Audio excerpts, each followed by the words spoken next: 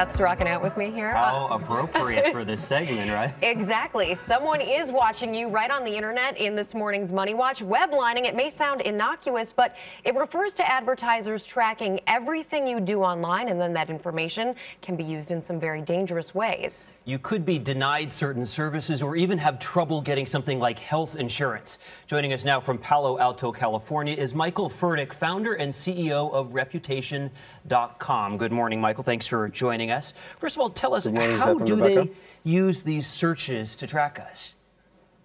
So this process of weblining, which is collecting data about us when we use the web, has been going on for a while. Here's what happens. You launch your browser, you surf the web, you share stuff, you post stuff, you like stuff, you buy stuff.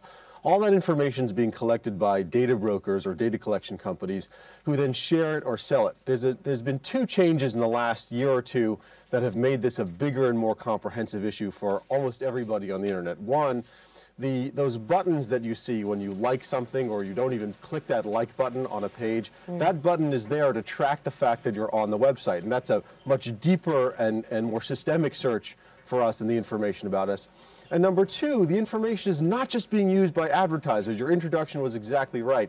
The same information that's been collected about us for a long time is now being used to determine whether we get access to health care, how big our health insurance premium might be, and whether we get a job, for example. So it's a very, very big and influential part of our digital lives. And I've also heard even the credit card companies might be using some of your searches to determine your line of credit in the future. Just curious, are there particular search topics or websites that one could visit that are going to be most damaging to the reputation? It's called any website on the internet.